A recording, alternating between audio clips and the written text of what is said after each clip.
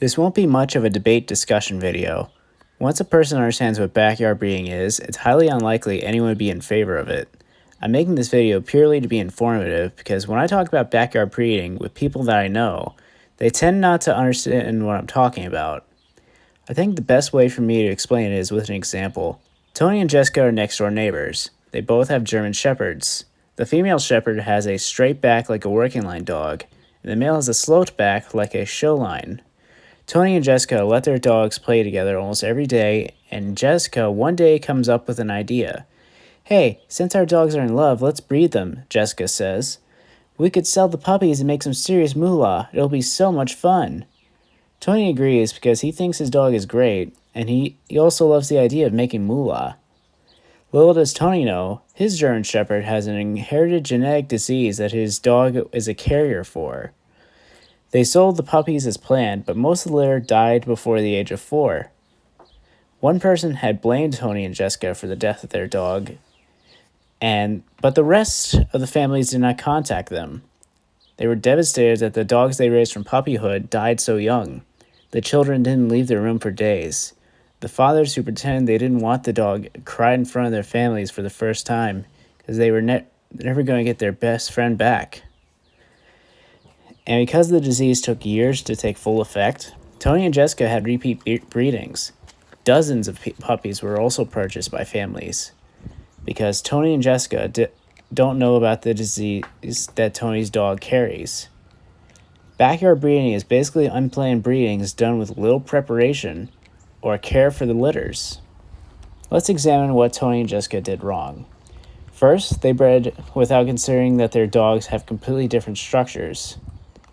This shows that they did not plan on their puppies conforming to a specific structure or to meet certain standards for how their puppies should turn out. Many people dislike how showline German Shepherds have a sloping back and tend to have more health problems.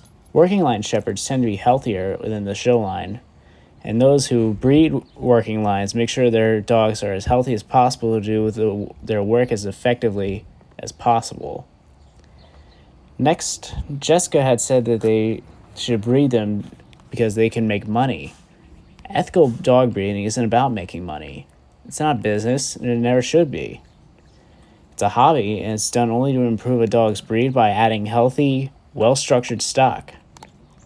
It also doesn't pay very well considering the cost of feeding a mother dog and an average of 7 puppies, and make sure each puppy receives the 2 to 3 vaccines before adoption at 8 weeks old. Vaccines can cost up to $200, and that's usually why the average price of a puppy is $2,000. Their most obvious mistake was breeding a dog without knowing its genetic history. A puppy is only as healthy as its parents. When buying a puppy, not only should you ask for proof that the parents have been health tested, but you should also ask for grandparents, great-grandparents. Ask as far back as the records go. Some breeding lines go incredibly far back. Queen Elizabeth bred 14 generations of corgis.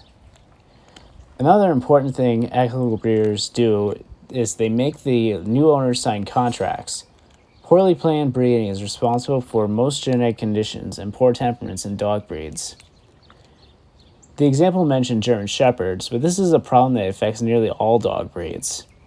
It's less common for some very rare dog breeds to be victims of backyard breeding, but it is a rampant problem with breeds that are household names: Labs, Golden Retrievers, Dalmatians, Rottweilers, Huskies, Beagles, Mastiffs, Poodles, Doodles. Most designer dog breeds are bred for the purpose of making money.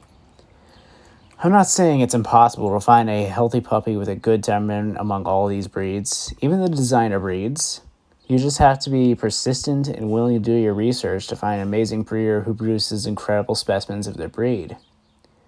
Here's a few more tips when looking to adopt a puppy from a breeder.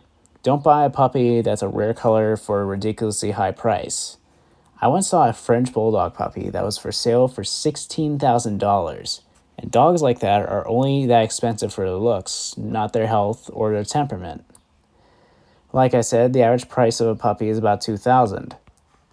I also wouldn't recommend purchasing from an Amish breeder for the reasons I previously mentioned, and the dogs tend not to be in the best living conditions. We once tried to do some background checking on one Amish breeder who we saw was selling multiple breeds. Apparently, he had 95 dogs on his property at one point, and he exceeded the limits of dogs that he's allowed to have. Instead of giving them away, he made a homemade gas chamber and killed a ton of his dogs.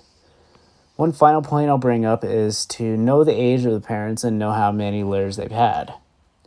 They shouldn't be bred until they're 2 years old, and the female shouldn't give birth to more than the 3 litters. The older a dog is bred, the less healthy the puppies tend to be, and dogs shouldn't be bred before the age of 2 because the puppies are far less likely to survive birth. That's all, folks. Be sure to support ethical breeders and try to avoid backyard breeding as best as possible. It's all about giving a dog their best life. Come back tomorrow-ish for my opinion on Adopt, Don't Shop.